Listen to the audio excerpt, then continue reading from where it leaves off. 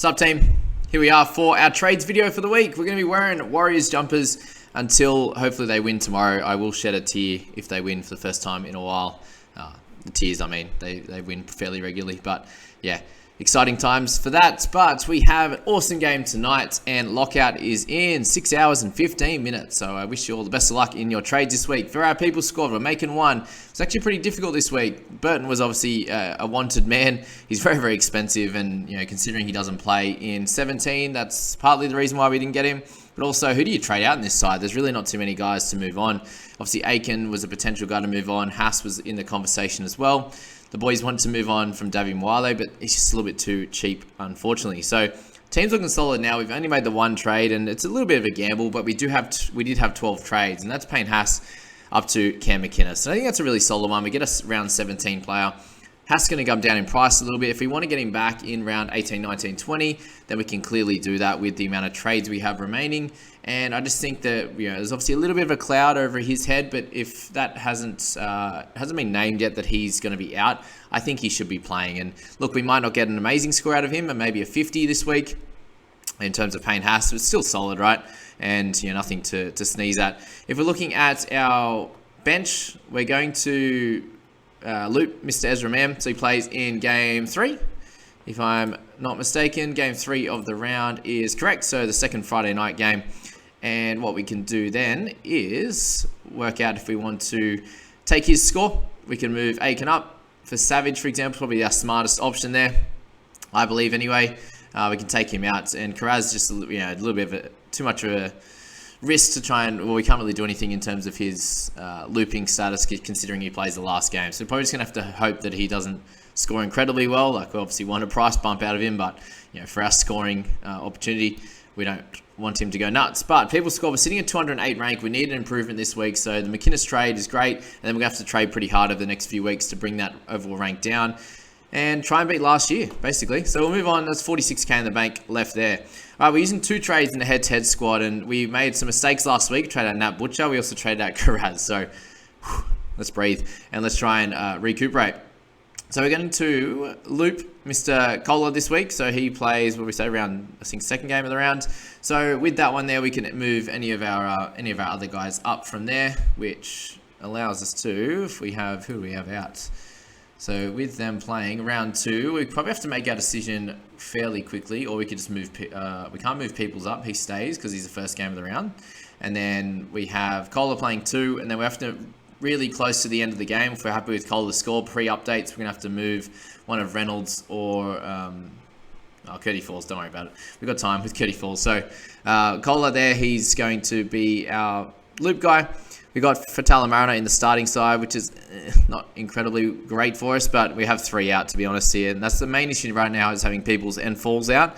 Reynolds will be a 1-week thing, which will be fine. Ezra Mam there in the starting side. Up against the Storm, how good is he going to go? Really glad that we've held on to Cotter. And the 2 trades that we've actually made is we've decided to hold Haas. I want to have him as a keeper for the rest of the year.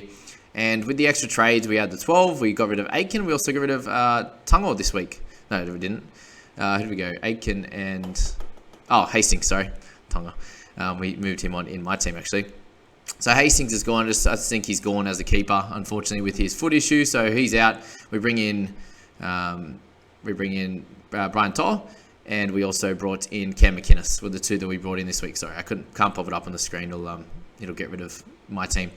So they're the 2. McInnes and Toh. We're getting Toh in as a guy that's not going to play in 17, but we want to get his good scores now and at a cheaper price. And I think that's a good chance of helping us this week. And with him playing up against the Warriors this week, hopefully it's in for a great game. And it left us with 2k remaining, so that's why I jumped on. I thought, it's meant to be.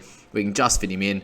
And we're hoping for big games out of Taylor May, Tungor, and To'o. We don't have Cleary, which is the issue, and we're going to have to build up to him. And hopefully these guys, if we can get To'o at a cut price, we won't have to, we can spend that extra money elsewhere to get up to Cleary in around 18, 19, 20. Holding Haas is a good idea. I think we're just going to forget about what price he gets to and just hold him for the rest of the year.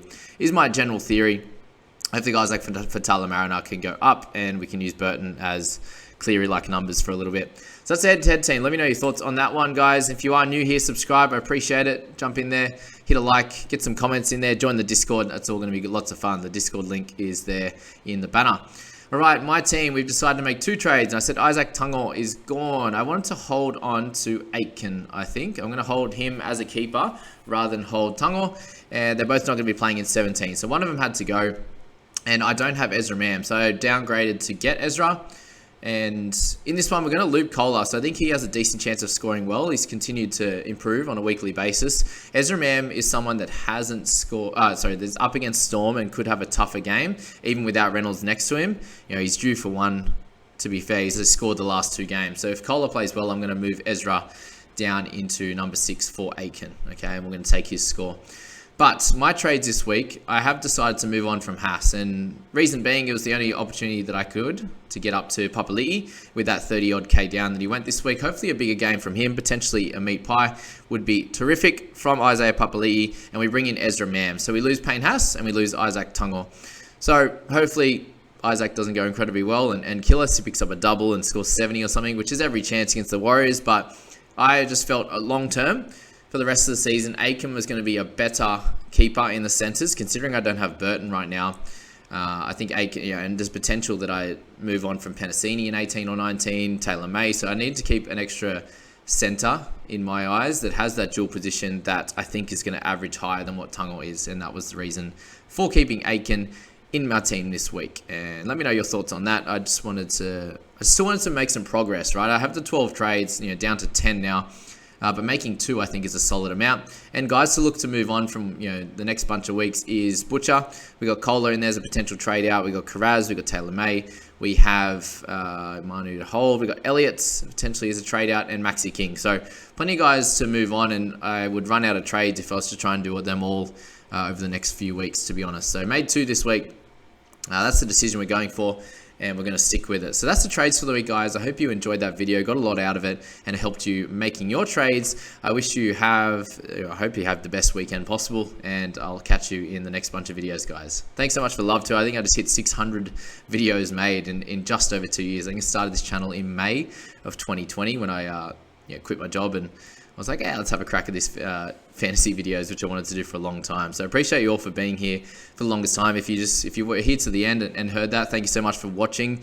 If you have watched close to all 600 of those videos, if you reckon you've done over 300, I'll be very impressed. And I thank you so much for being here. Catch you in the next few videos, guys. See you later.